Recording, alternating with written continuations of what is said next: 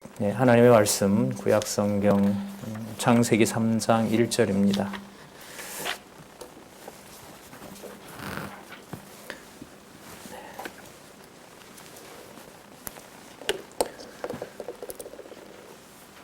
창세기 3장 1절 제가 읽겠습니다. 여호와 하나님의 지으신 들짐승 중에 뱀이 가장 간교하더라. 뱀이 여자에게 물어 가로되 하나님이 참으로 너희더러 동산 모든 나무의 실과를 먹지 말라 하시더냐. 여자가 뱀에게 말하되 동산 나무의 실과를 우리가 먹을 수 있으나 동산 중앙에 있는 나무의 실과는 하나님의 말씀에 너희는 먹지도 말고 만지지도 말라 너희가 죽을까 하노라 하셨느니라. 뱀이 여자에게 이르되 너희가 결코 죽지 아니하리라. 너희가 그것을 먹는 날에는 너희 눈이 밝아 하나님과 같이 되어 선악을 알 줄을 하나님이 아심이니라. 네, 5절까지 읽었습니다.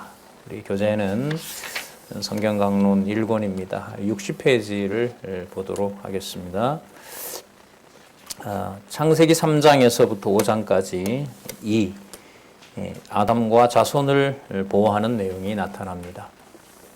그 앞에 우리 화면을 보시면 그 앞 내용을 알 수 있습니다. 타락전 시조와 언약하신 내용이 1장에서부터 2장에 나타나고요. 그리고 1장에서부터 2장까지 내용에는 하나님께서 언약을 수립하기 위해서 준비하신 내용과 또 준비하신 다음에 시행하신 내용이 1장과 2장에 나타나 있습니다. 지난 시간에 우리는 59페이지에 있는 천지창조의 구도, 이 표를 마지막으로 정리하는 시간을 가졌습니다. 오늘 3장에서부터 이제 시작하는 아담과 자손의 보호 내용을 들어가기 전에 이 도표를 다시 한번 설명하도록 하겠습니다. 왜냐하면 이번 가지고 계신 교재 성경 강론 1권 개정판에서 몇 차례 강조를 계속 드리고 있죠. 창세기 1장 1절이 가지는 말씀으로서의 권위, 이게 도표에도 나옵니다마는 영원한 세계, 바로 영원한 원형적 세계를 계시하는 말씀이다라는 것을 저자는 특별히 강조하는 내용을 저희들이 살펴봤습니다. 그래서 창세기 1장에서부터 우리 11장까지가 인류 시조와 맺은 언약인데요. 그 인류 시조와 맺은 언약 중에서 지금 이 도표로 정리를 해주신 이 내용은 이제 오늘 3장에서부터 이후에 나타나는 인류 시조와 맺은 언약 1장에서부터 11장까지 오늘 3장에서부터 살펴볼 텐데, 아담과 그 자손을 보호하는 내용 다음에 무슨 내용이 나오냐면 인류를 홍수로 뭐 하는 내용이 나오죠? 심판이 나오죠. 그러니까 저기 보호라는 말과 심판이라는 말은 반대말이에요. 그렇죠? 내가 내 자녀를 보호한다는 말하고 내가 내 자녀를 뭐 한다? 심판한다는 말은 이게 반대말인 거예요.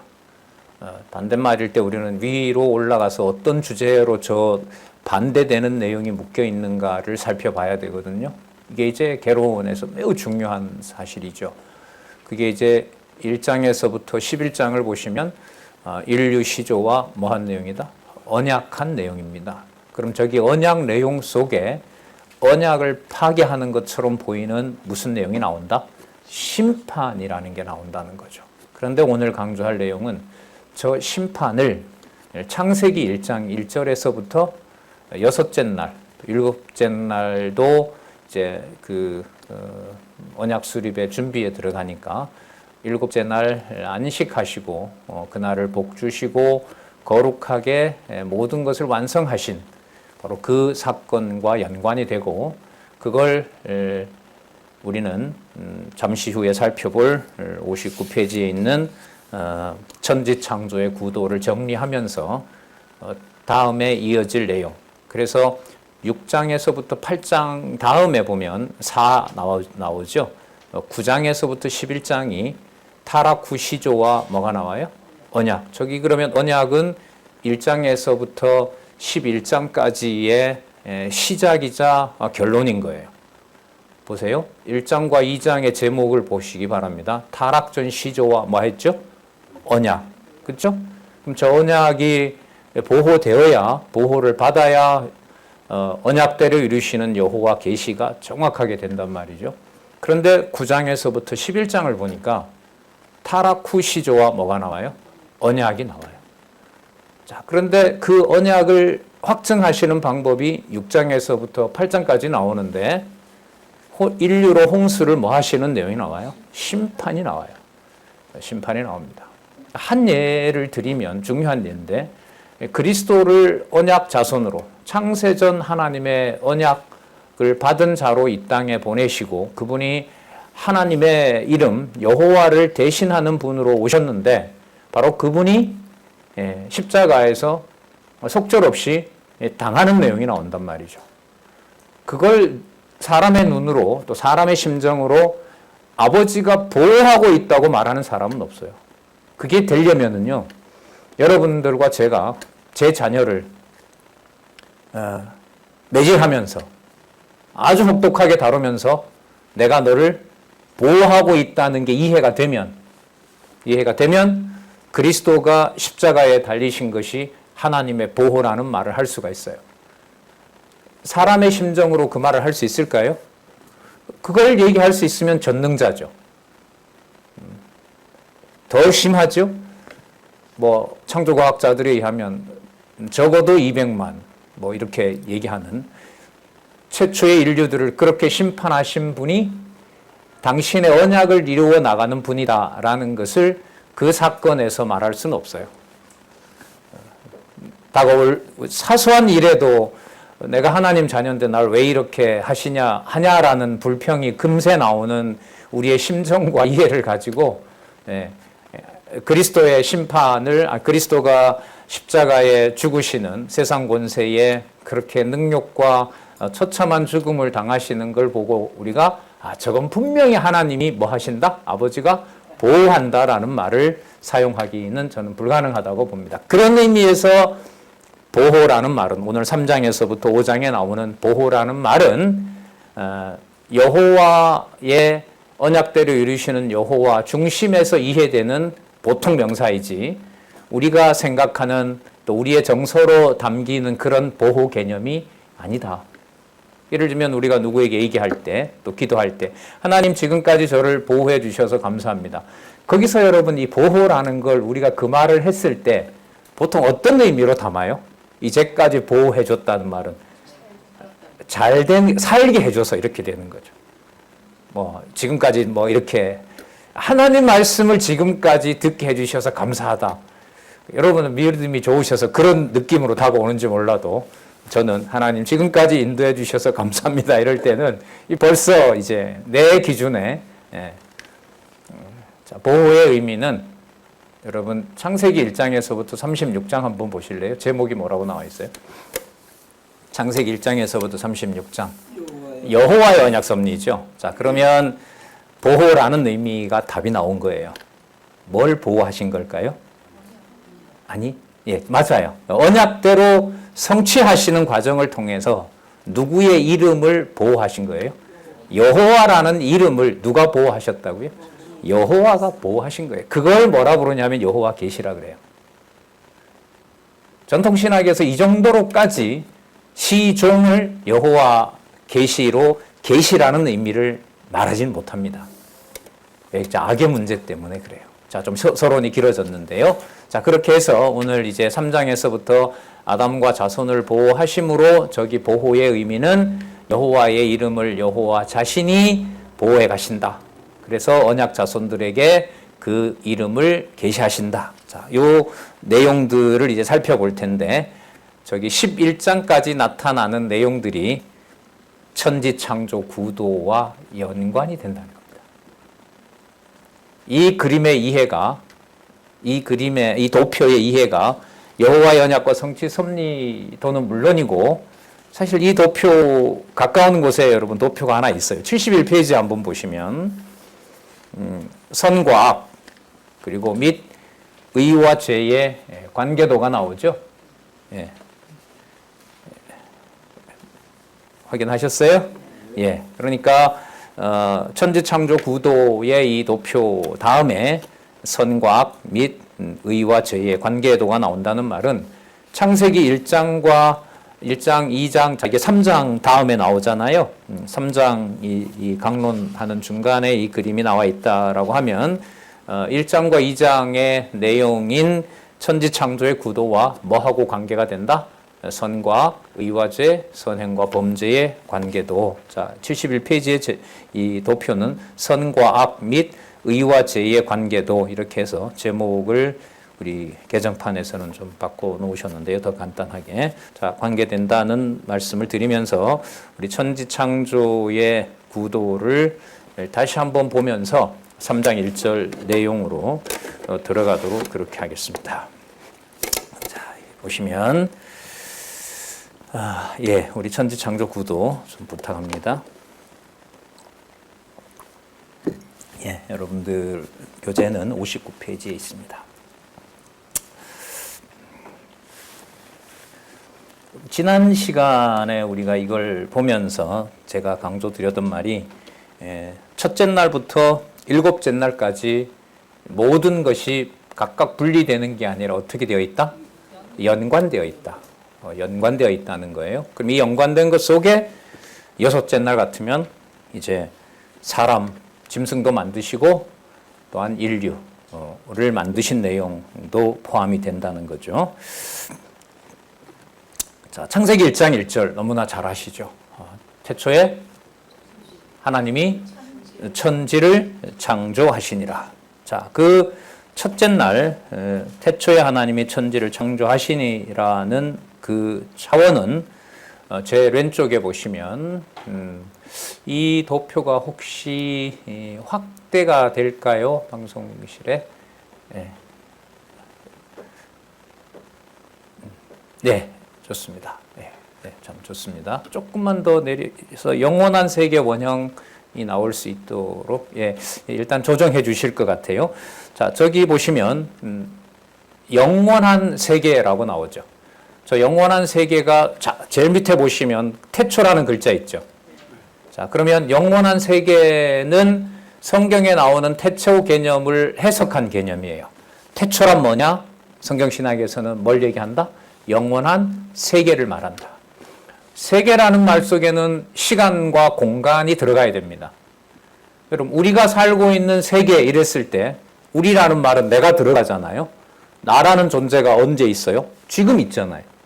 그죠? 50몇 년 전부터 이런 공간에 왔고 이런 공간에서 그때 태어나서 지금까지 왔어요. 그러면 세계라는 말 속에는 뭐와 뭐를 포함한다고요?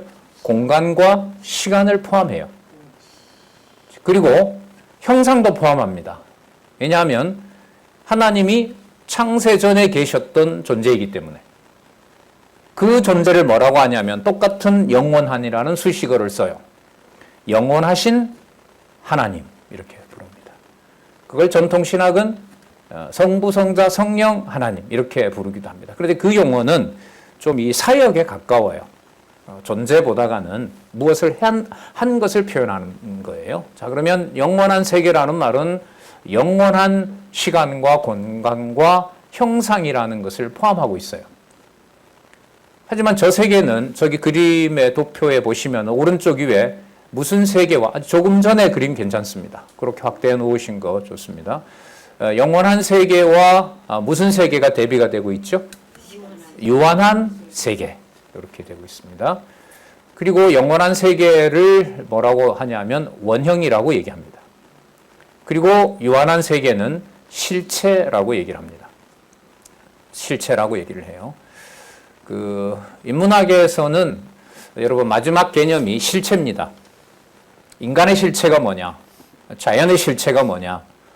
라고 해서 실체 개념이 마지막 개념이지만 성경신학에서 태초라는 개념 속에는 영원한 시간과 공간과 형상과 또 무엇을 포함하냐 하면 바로 이 세상을 초월한 이 세상에서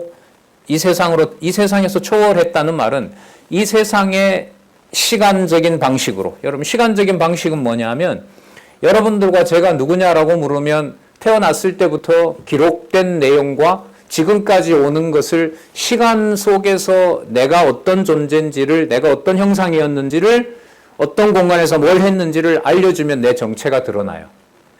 그게 여러분 바로 세계에서 살아가는 나의 정체인 거죠. 언제 태어나서 언제 어디서 태어났고 몇 살에 뭘 했고 그게 여러분 내 정체를 알리는 거죠. 그런데 그런 방식으로 존재하지 않는 세계가 태초라는 말과 함께 존재한다 이거예요.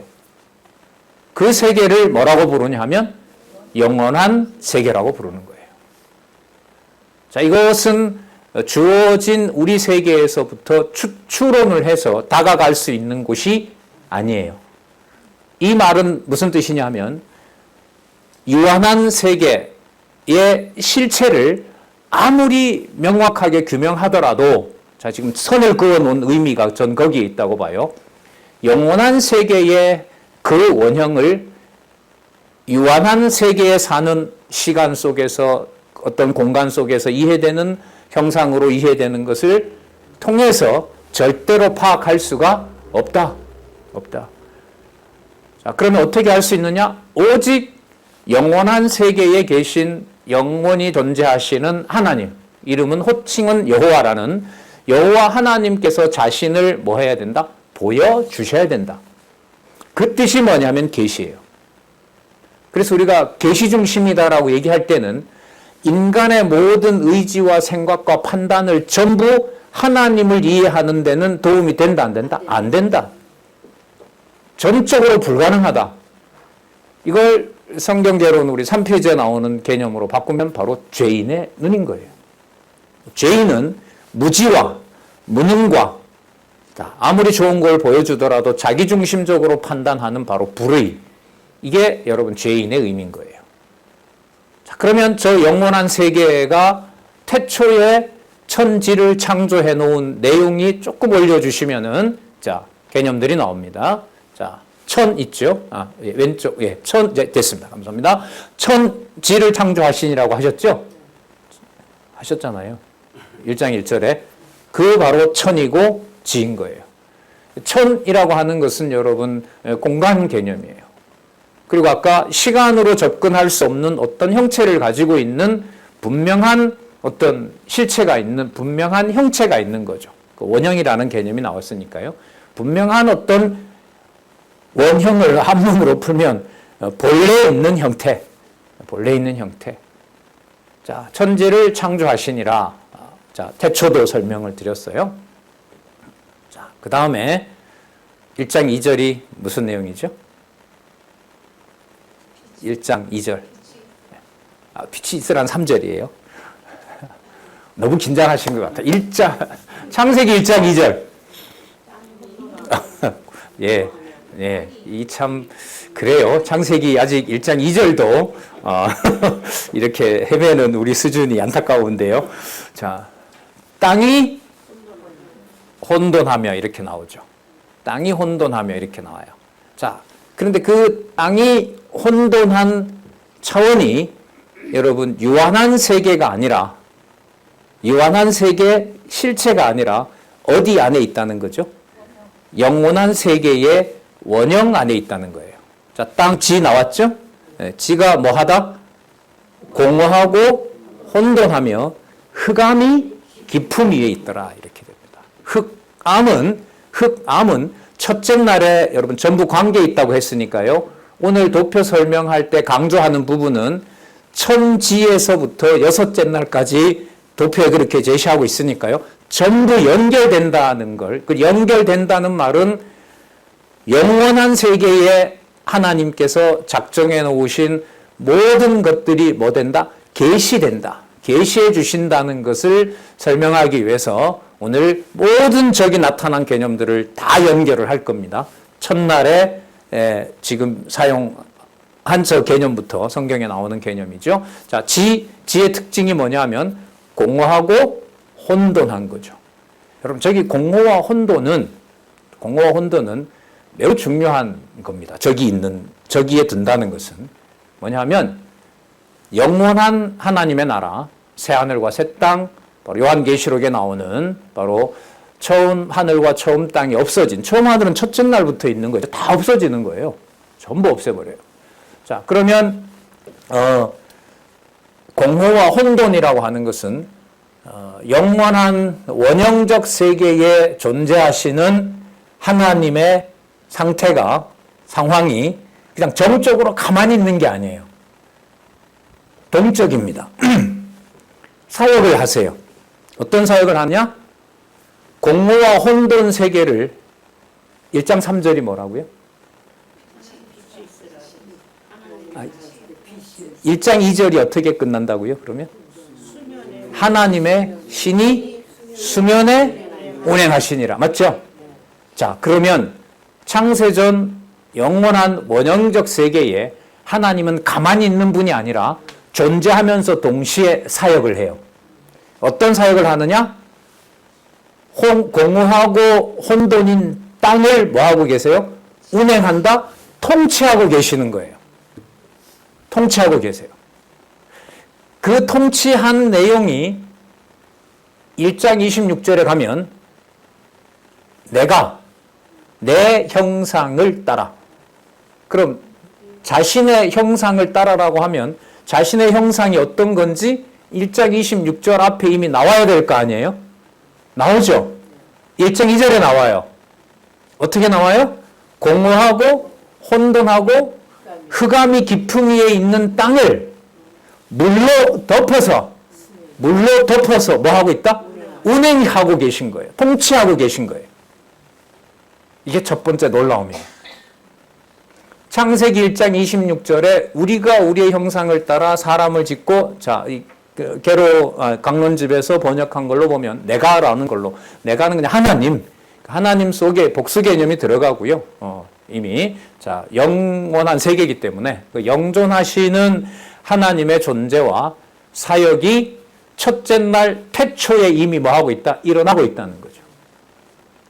여러분, 이거는요, 저한테는 교회가 평안하고 내 중심대로 고요하고 마음의 평정이나 다스리는 게 기독교가 전혀 아니다라는 걸로 전 다가와요. 반드시 여기는 전투가 일어나야 되고요. 예. 반드시 투쟁이 일어나고요. 투쟁도 우리가 원하는 방식으로 투쟁이 진행되는 게 아니죠. 요즘 주일 강론하고 저는 바로 연결이 되는데, 디모데후서에 보시면은 하나님께서 디모데의 동력자들과 말씀을 들었던 아시아 교회가 전부 뭐 하도록 해요? 몇 사람 빼고 다 어쨌든 아시아 교회는 전부 배반합니다. 어떤 지역입니까? 그 아시아 지역이? 3년 동안 그 도르가의 집에서 아침부터 밤까지 바울의 선교 역사상 가장 오랫동안 강론했던 곳. 우리도 만약에 매일 아침부터 저녁까지 환경이 그렇게 되어서 한다고 하면 한 성경을, 우리 성경신학 총서는 제가 지금 나가는 진도로 해도 한 서너 번은 볼 수 있어요. 똑같이. 그 정도 본다는 말은 여러분, 성경신학이 진짜 여호와 계시의 성경을 절대 진리로 확증한 것이 맞다. 이거 확인하는 거 아니에요? 그리고 딱 이제 우리가 졸업을 했다고 해요. 그럼 모두가 다 적어도 이것만큼은 뭐 할 것이다? 안 버릴 것이다. 그건 얼마든지 출석할 수 있는 거예요. 왜냐하면 우리 교수님도 계시지만 저 석사과정, 박사과정 하면서 뭐 매덕을 내고 많은 시간을 들이고 제가 전공한 그 철학자는 제가 논문까지 쓰고 학위를 받아서 어느 누가 물어도 나는 내가 쓴 분야에 대해서는 죽을 때까지 저는 제 재산이에요. 지적 재산이에요. 그거 그렇게 보면 안 돼. 그 사람, 그 철학자는 이렇게 봐야지. 이런 경우도 가능한데 3년 동안 창세기부터 계시록까지 확증하고 또 확증하고 또 토론하고 이렇게 확증한 것을 가지고 우리가 내릴 수 있는 결론은 야, 진짜 이게 진리이기 때문에 적어도 에베소 교인들은 뭐 하지 않을 것이다? 떠나지 않을 것이다. 그걸 깨버려요. 하나님 그걸 허락하지 않습니다. 허락하지 않아요. 그게 여러분 디모데 후서라는 거 아시잖아요. 자, 그러면 다시 돌아와서요. 하나님께서 영존하시는 하나님, 영원히 존재하시는 여호와 하나님은 첫날 태초 세계에 당신이 존재하시고 사역하신다는 것을 공허하고 혼돈하며 흑암이 깊음 위에 있는 그 땅을 하나님이 직접 뭐 하고 계신다? 통치하고 계신다는 거죠. 그 통치의 확증이 언약 수립이 시행되는 1장 26절부터 내가 하나님께서 가라사대 내가 내 형상을 따라, 그럼 자신의 형상이 어떤 형상이에요? 태초부터 공허하고 혼돈하며 흑암이 깊음 위에 있는 그 질을 뭐 하고 계셨다? 뭐 하고 있었다? 통치하고 있었다. 그걸 누구에게 넘긴다는 거예요? 에덴 동산을 만들어서, 우리는 아니고 에덴 동산을 만들어서 누구에게? 아담에게. 아담은 여러분 가로 열고 남자 플러스 여자입니다. 그래서 여러분 이것도 매우 중요한데요. 우리가 아담의 후손으로 그리스도 실체로 오신 그리스도의 자녀라고 할 때, 아담의 후손이라고 할 때는요, 이미 그 안에 남자와 여자를 포함합니다. 예. 남녀라는 의미가 창세기를 이번에 다시 보면서 이제 좀 꽤 많이 바뀌고 있는데요. 그러니까 그리스도의 지체라고 했을 때 그 지체 속에 아담이라는 개념을 생각하면 마지막 아담으로 오신 그리스도 안에는 남녀가 분리가 된다 안 된다? 분리되지 않아요. 분리되지 않는 이유가 어디 있느냐? 공허하고 혼돈하며 흑암이 깊음 위에 있는 그 땅을 뭐 하도록? 통치하도록 하는 약속이 담겨 있어요. 그래서요, 가정교회는 태어날 때부터 엄청난 권력 관계가 지배합니다. 더 예를 들어 드리고 여러분들의 고민을 좀 가중시키면, 낳아놓은 가인의 손에 의해서 하나님이 좋아하는 아벨이 뭐해요? 돌에 맞아 죽어요. 권력 관계입니다. 지배 관계예요. 내 기준에 맞지 않으면 뭐 해야 돼요? 죽여야죠. 죽여야 돼요. 그래서 이 얘기들이 여러분들은 이제 어쨌든 제가 소개하는 입장에서 이제 들으시는 입장이지만, 만약에 이렇게 되면 여러분 이 절대선 절대악이라는 개념으로 가거든요.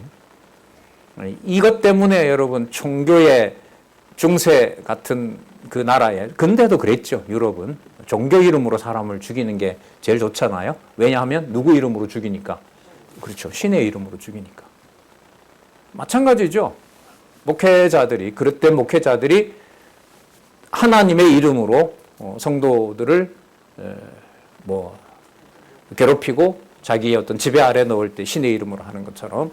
자, 그래서 가정교회도 여러분 이게 다 나와요. 나중에 하나님께서 하와에게 저주할 때 여러 저주를 하는데 마지막에 보면 너는 남편을 뭐하고 사모하며, 그 사모한다는 게 좀 더 이제 우리 사전적인 의미로 말하면 엄청난 열망을 한다는 거예요.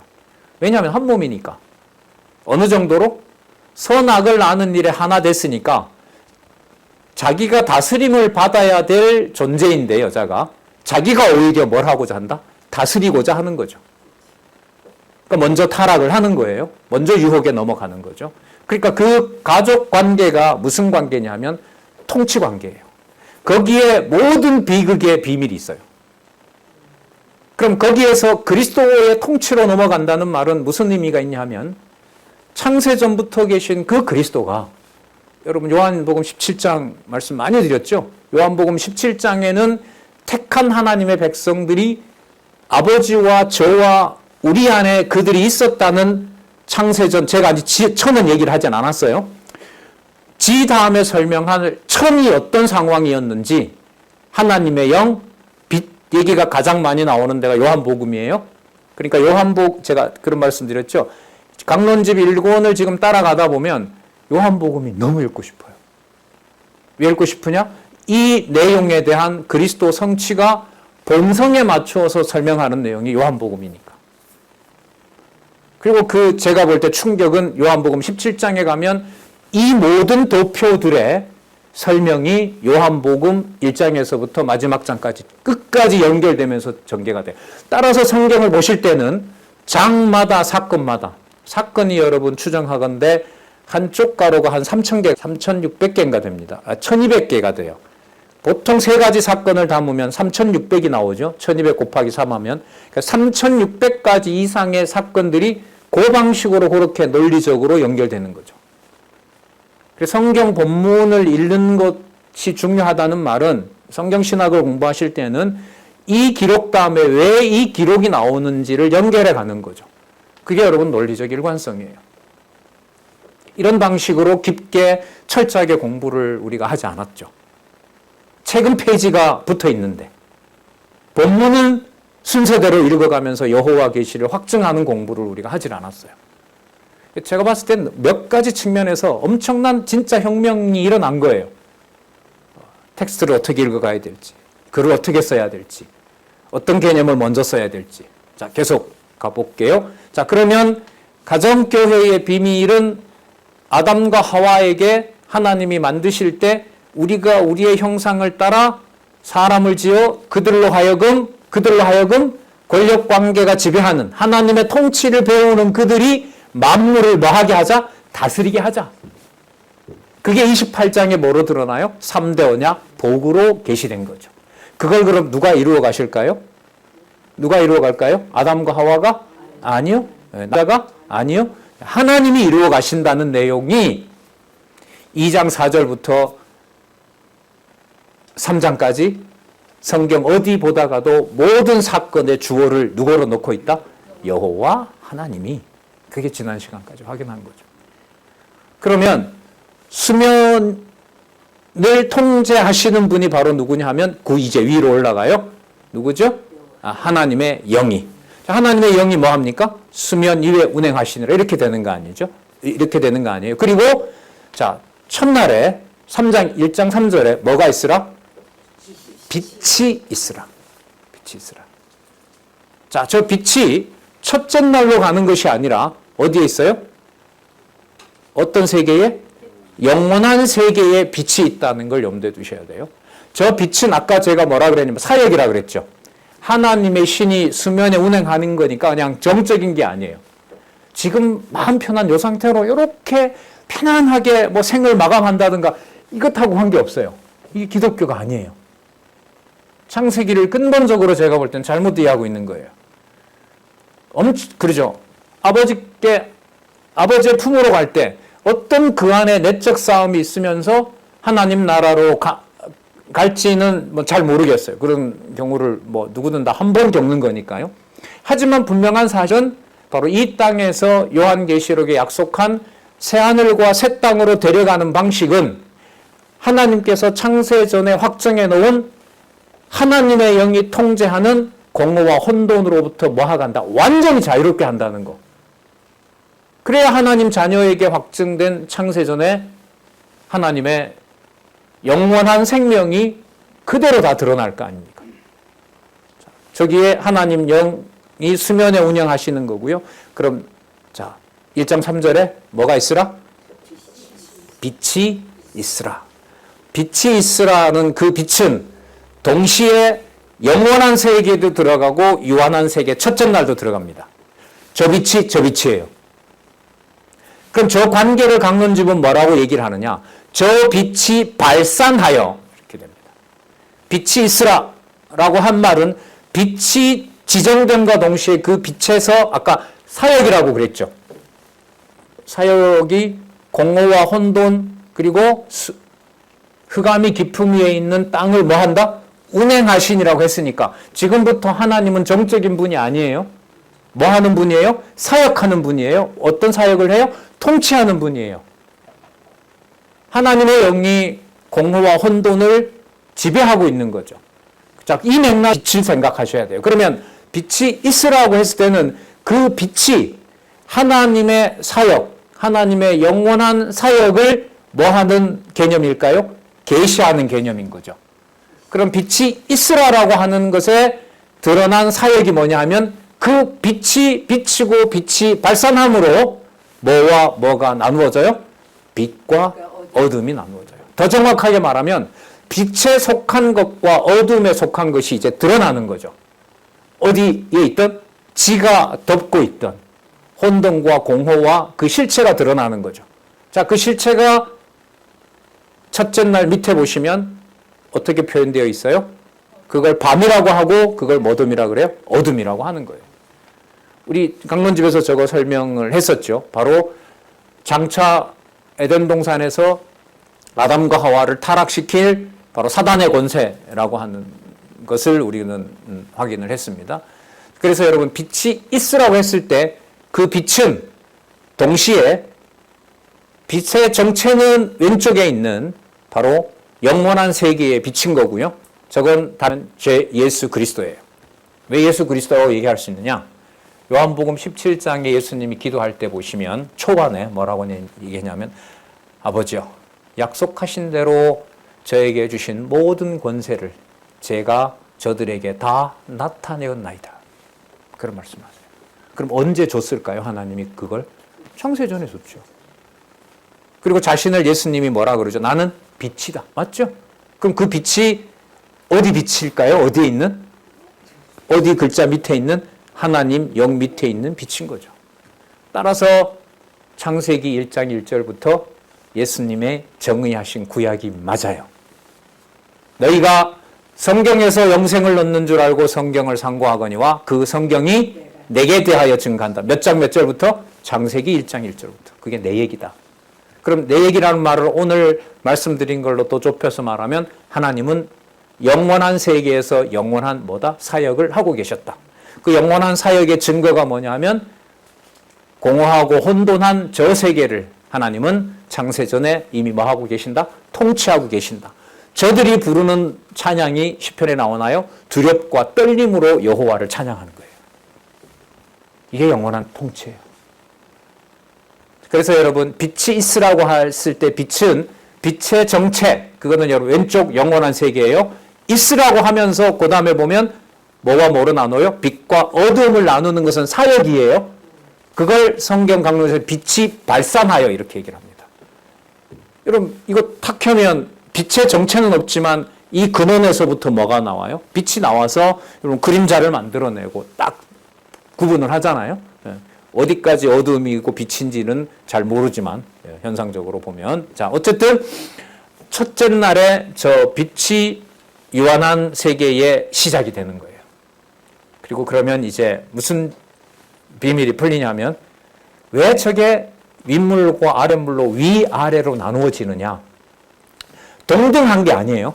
동등한 게 아니라 그리고 저자는 이 그림을 그릴 때 되게 조심한다고 제가 몇 번 들었어요. 뭐냐면 저 천지를 저렇게 해놓고 빛과 어둠을 저렇게 똑같이 나눠 놓으면 마치 빛과 어둠이 낮과 밤이 그림 내 도표상 평균적으로 나눠 놓으면 어떤 것처럼 보여요?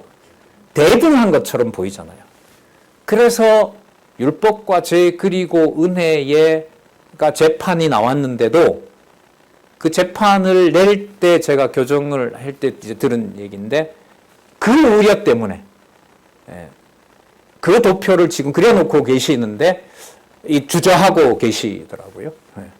자, 그래서 우리가 하나 염두에 둬야 될 게 첫째 날 빛과 어둠이 있다 하더라도 하나님의 신이 수면에 뭐 한다?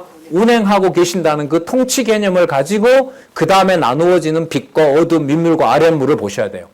그건 중요한 정보예요. 세상에 우리가 상대적으로 살고 있지만 우리가 가지는 존재는 우리의 어떤 가지는 가치는 예수님이 말씀하신 대로 요한복음 15장에 나오죠. 세상이 너희들을 뭐 해야 된다? 미워해 줘야 된다는 거죠. 미워할 때에 너가 누구에게 속한 줄 알라? 나에게 속한 줄 알라. 그러니까 세상은 뭐 해줘야 돼요? 미워해줘야 돼요. 미워해주지 않으면 내가 하나님의 영에 빛에 의해서 통치받고 있는지 제가 몰라요. 근데 그냥 당하면 아느냐? 아니요. 약속한 성령께서 기록해 놓으신 하나님의 말씀을 깨닫게 해주셔야 돼요. 그래서 따라서 기록한 이 하나님의 말씀은 바로 어디와 연관된다? 영원한 세계의 원형과 관계되는 글자입니다. 성경이. 성경사본이.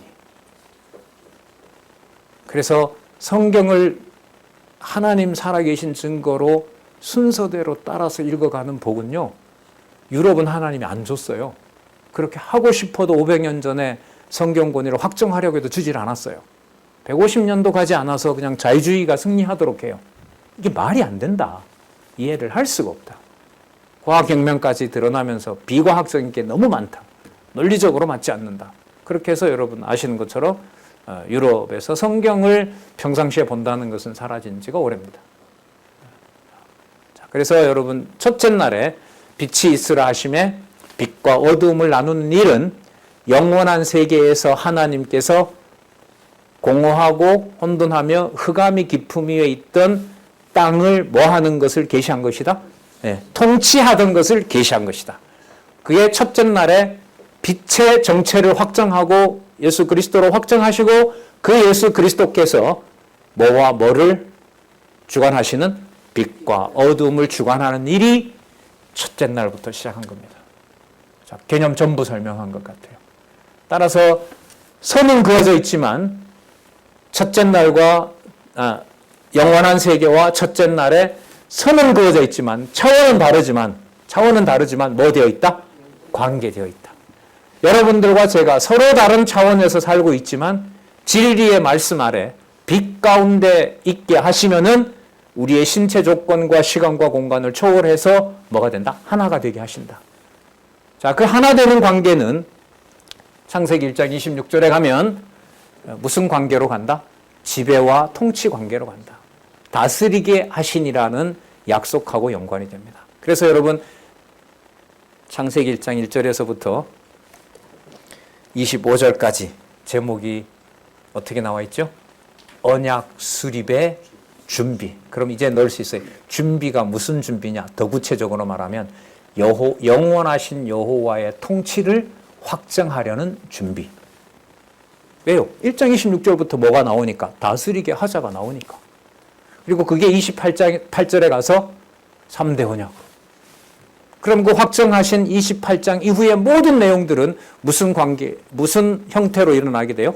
다스리고 통치하는 관계가 되는 거죠. 누가? 여호와께서. 그래서 여러분 에덴 동산 만든 사건의 모든 주어가 여호와 하나님께서. 여호와 하나님께서. 2장 4절 톨레도트 기억하시죠? 천지창조의 대략이 이러하니라.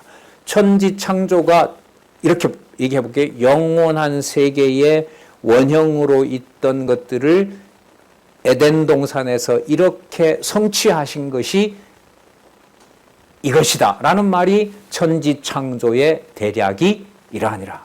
그럼 천지창조라는 말은 어디 있는 천지일까요? 저기 있는 거. 영원한 세계에 있는 제 왼쪽에 보면 위아래에 있는 뭐가? 천지창조라는 말은 천지에 있던 여호와의 영원한 통치를 첫째 날부터 뭐 해서요? 보여주시고 준비해서 1장 26절부터 동산을 짓고 아담 안에 남자와 여자 하나가 된 인류에게 그 통치를 실제로 보여주시고 실제로 그것을 하도록 하시는 겁니다. 네.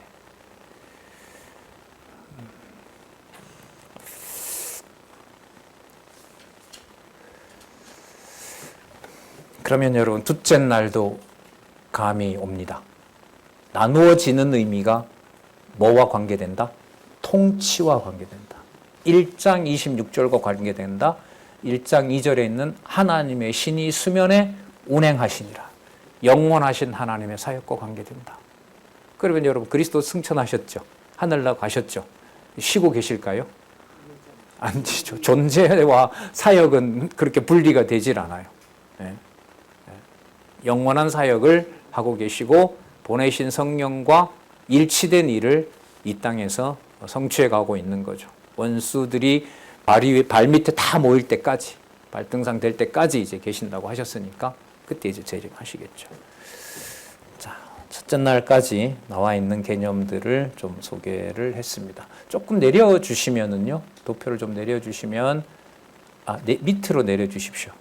아니, 저기 위에 보시면 무슨 세계라고 나와 있죠? 무슨 세계? 윗물 세계. 자, 저 윗물 세계 중에 우리가 첫째 날만 지금 설명을 드렸고요. 자, 그러면 둘째 날 설명은 우리 한 10분 쉬시고, 잔잔하시고 11시부터 또 살펴보도록 하겠습니다.